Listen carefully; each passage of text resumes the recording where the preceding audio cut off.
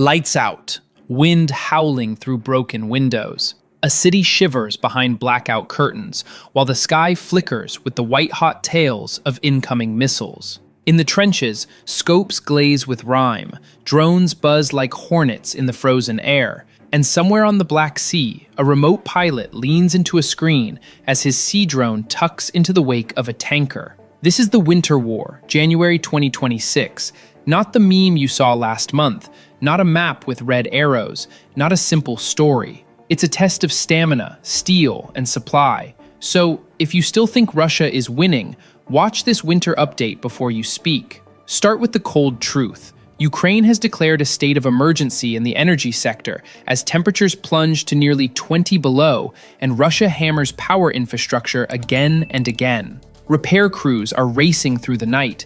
Kharkiv and Kyiv set up heating points and warming tents, and even curfew rules are being reviewed to keep civilians alive while grids are patched back together. When it's -19 and the radiators are silent, electricity isn't just a utility, it's a front line. The personnel changes tell you how serious this has become. In Kyiv, on January 14th, Parliament appointed Mikhailo Fedorov, yes, the tech guy who wired Ukraine's war effort, to be the new defense minister, with a mandate to digitize decisions, accelerate procurement, and make drones and software as fundamental as boots and shells. In the same session, former Prime Minister Denis Shmyhal took over as energy minister, tasked with stabilizing a battered grid under fire. Mobilization and martial law were extended to May, because this winter isn't a pause, it's a crucible. Out on the front, Russia's winter push continues to grind, but the big arrow breakthroughs remain conspicuously absent.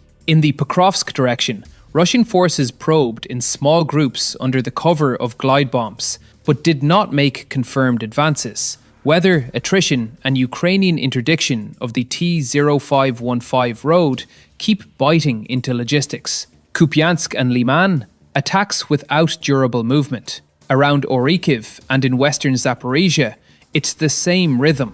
Assault, attrition, pause, repeat. Winter is a defender's season, and it's showing. If you want the play-by-play, listen to the analysts cataloging geolocated footage. On January 13th, open source assessments recorded Russian infiltrations that didn't change the forward edge of battle near Lyman. Russian mill bloggers claimed nibbles north of Pokrovsk, while Ukrainian units counterattacked. And Ukrainian artillery and drones kept striking the T-0515 Pokrovsk-Shevchenko route to make sure every Russian ration and rocket had to fight for every kilometer. These are not glamorous headlines, but they are the math of the front. Now zoom out to the air war over Ukraine itself. In the last weeks, Russian strike packages have mixed ballistic and cruise missiles with swarms of Shahed drones to saturate defenses and exploit freezing weather. A tactic designed to force hard choices, spend interceptors to save substations, or let transformers burn and move scarce air defense to cover cities. Intercept rates are often high, but air defense is not magic. You can't shoot down a substation already on fire. That's why the state of emergency matters, and why generators, mobile power plants, and imported electricity are as much air defense right now as a Patriot battery. Okay, you say, but what about the Black Sea? Didn't Russia lock it down? That was then. Ukraine pulled off something that would have sounded like fantasy in 2022. A navy without a fleet, making a fleet without a home.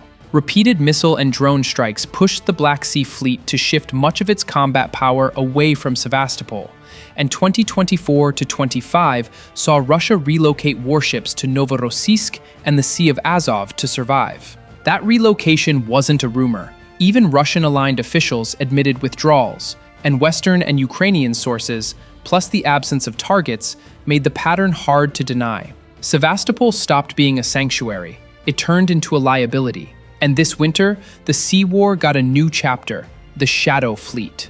In late November and early December, Ukrainian sea drones rammed and disabled multiple sanctioned tankers, Kairos, Virat, Dashan, vessels tied to sanction-busting oil flows that help finance Moscow's war.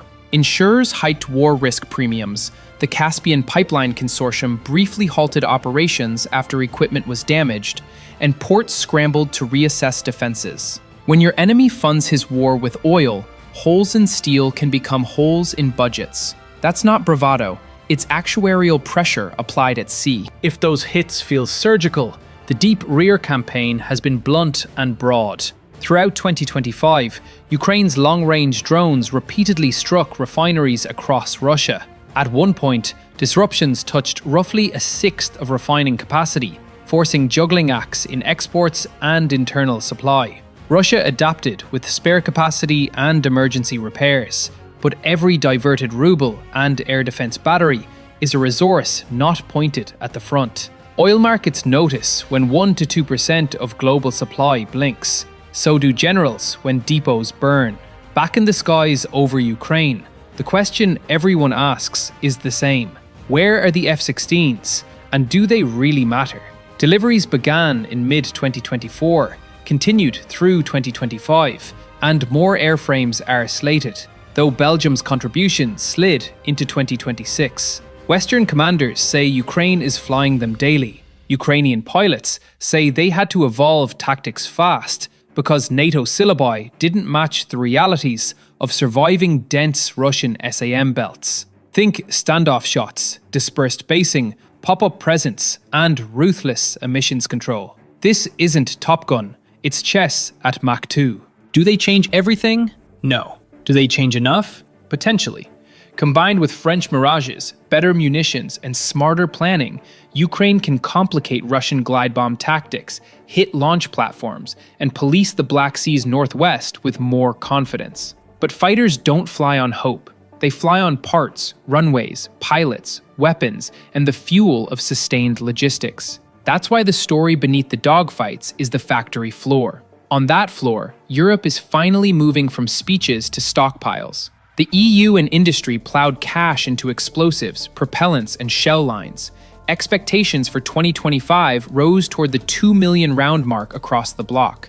Rheinmetall even snapped up nitrocellulose capacity to fix a propellant bottleneck. It's dull, industrial, and absolutely decisive. Across the Atlantic, the US Army opened facilities and pushed to 100,000 155mm rounds per month, then admitted the ramp would crest mid-2026 instead of 2025. Welcome to the economics of a long war. Velocity at the front is set by throughput in depots you never see. Meanwhile, Moscow's scoreboard looks impressive, until you look at the ledger. For 2025, Russia hiked defense spending to roughly 6.3% of GDP, a post-Soviet high, channeling state resources into ammunition, drones, and pay. That buys bigger barrages and more glide bombs, but it also buys inflation risk, deferred social spending, and a future where the Kremlin will try to step down from wartime burn rates without collapsing industries, now addicted to defense orders. You can call that sustainability. You can also call it a diet that starts tomorrow. Now let's talk about Ukraine's own ledger. The EU just rolled out a colossal loan package proposal for 2026 to 27, 90 billion euros, with 60 billion euros earmarked for military needs and 30 billion euros for budget support. The preference is to spend inside Europe to build the EU's industrial base. But, crucially, the plan allows exceptions when European kit isn't available fast enough. Translation: more options, fewer delays, and a better chance to match Russian output in real time. If approved by Parliament and Member States, disbursements could begin as early as spring. That's not a press release, that's oxygen. A quick reality check on Manpower, because this is where easy narratives go to die. In his first address after taking office, Fedorov told lawmakers the quiet part out loud. Desertions, evasion of conscription, bureaucratic drag, and industrial shortfalls are real constraints that technology alone can't erase. That's why Kyiv extended mobilization through May, and why the new minister talks about more robots, fewer losses. It's not hype, it's triage in a war where bodies have been the most irreplaceable resource. Let's swing back to the daily fight. Along the Oskil River line and toward Borova, Russian forces tried to leverage poor weather with small mechanized pushes, often covered by glide bomb salvos and FPV drones. Ukrainian commanders describe 20 to 40 precision-guided bombs a day hitting crossings, paired with fiber optic drones to spot. Still, the assessments list more attempted infiltrations than meaningful movement. You don't need grand strategy to understand why. Snow narrows the battlefield and amplifies every artillery tube, every drone feed, every mine, until each tree line is a knife's edge. In the south, limited Russian assaults near Huliai-Pol sputtered in the mud and snow, while both sides traded incremental gains near Stepnohirsk. Across the Dnipro, small unit actions east of Kherson city continued. But the river is a moat, and the weather is a wall. Defense is cheap, offense is expensive. Winter makes both cruel. This isn't a viral map arrow, it's a ledger of minutes under a quadcopter. Back to the sea. The Sea Baby drones that started in 2023 to 24 are now upgraded, longer ranged, heavier and smarter, with enough punch to threaten any ship Russia sends into the northwestern Black Sea. It's not just the ships, it's the whole maritime model. When Novorossiysk itself quivers, when camera feeds in oil terminals watch wakes for whitecaps that move wrong, Moscow's calculus changes. The old certainty that the fleet covers the sea and the sea covers the economy is broken. That's asymmetric warfare, and winter gives it dark water to hide in. If you're keeping score at home, here's the big picture. Territory. Russia has taken ground over the last year. Avdiivka last winter bites along a 1,200-kilometer front, trench by trench. But the cost of land, measured in blocks, is different from the cost of losing naval freedom and refinery throughput. Economics. The Kremlin can push 6% plus of GDP into defense, but every ruble has opportunity costs. Ukraine can pull 90 billion euros in European financing and still needs shells, air defenses, and time. Air and sea. Ukraine has turned the Black Sea from a Russian lake into a contested battle space and made the deep rear a legitimate target, while plugging the sky with a patchwork of Patriots, NASAMS, Iris-T, and now F-16s. None of this is decisive alone. Together, it's a system that resists defeat. So who's winning in the winter of 2026? If winning means painting more map squares your color, Russia can point to arrows and rubble. If winning means forcing your opponent to abandon his premier naval base, to ensure his oil with a question mark, and to defend refineries hundreds of kilometers from the front, Ukraine can point to smoking docks and tankers limping into tugboats. And if winning means surviving the winter without losing strategic coherence, both sides are still in the ring, one with mass and oil money, the other with allies, innovation, and a coastline that bites back. Let's talk sustainability, because winter is honest about that. Russia's war economy has been re-geared to feed frontline consumption, but re-gearing back is harder than flipping a switch. If defense demand cools, factories reopened or expanded for the war will expect orders. Social spending defers quietly in a spreadsheet. It returns loudly at the ballot box. On Ukraine's side, the EU's loan proposal is a down payment on a longer project, integrating Ukraine's procurement into Europe's industrial rise while giving Kyiv the flexibility to buy outside the bloc when reality, not policy, dictates timing. That's how you match mass, with money plus manufacturing plus months. What should you watch next? Watch the grid. If emergency measures stabilize power across major cities despite more barrages, Ukraine's factories, railways, and morale keep humming. And Russia's winter pressure meets a springtime shrug. Watch Pokrovsk. Even modest Russian gains there complicate Ukrainian logistics in Donetsk, but don't guarantee collapse. The decisive variable is whether Ukrainian interdiction of the T-0515 remains lethal. Watch drones everywhere. If Russia sustains longer endurance platforms with resilient comms, and if Ukraine keeps innovating with maritime strikes and deep rear attacks, the war's cost per day, not just casualties, but money, rises for Moscow. Watch the factories. Europe's shell ramp toward 2 million in 2025 needs truckloads, not podiums. The US artillery ramp, slotted for mid-2026 completion, needs parts, not pressers.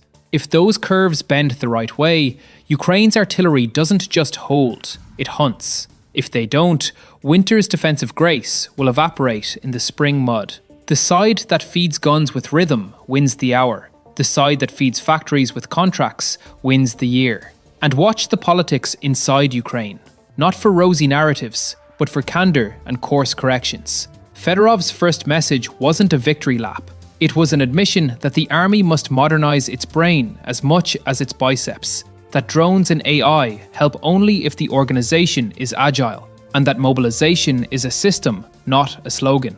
Kyiv's ability to fix bureaucratic drag and rotate units smartly is as decisive as any shiny jet. It's unglamorous, but wars are won by systems. A final word about the myth of momentum. People love straight lines. Russia advanced here, therefore Russia will advance there. War hates straight lines. The same glide bomb that cleared one trench line may miss the next. The same drone route that worked at dusk gets jammed at dawn. The tanker that slipped through last week gets hammered this week. The refinery that was repaired in August burns in November. Momentum in a winter war is a precarious crown that melts under scrutiny. So, are you still sure Russia is winning? If your answer rests on a headline or a single week's map, you're not watching the right war. The better question, the only one that matters in a winter war, is this. Who runs out first? Of missiles, of men, of money, of patience. Russia bets on mass and a war economy throttled to 6% plus of GDP. Ukraine bets on allied industry, smarter skies, and a Black Sea that charges rent. Winter will not declare a victor, but it will show which side used the cold to build a better system, not just the better story. And when the ice breaks and the ground turns to mud again, the side that treated winter as a workshop, not a headline, will own the spring. Because when the frost thaws, the ledgers get audited, every blackout repaired, every refinery ignited, every sea drone launched, every shell delivered to a forward battery, every pilot trained to fly a chessboard at Mach 2. That's the real scoreboard. And that scoreboard this winter doesn't award points for swagger. It rewards logistics, learning, and the will to keep building while the wind howls.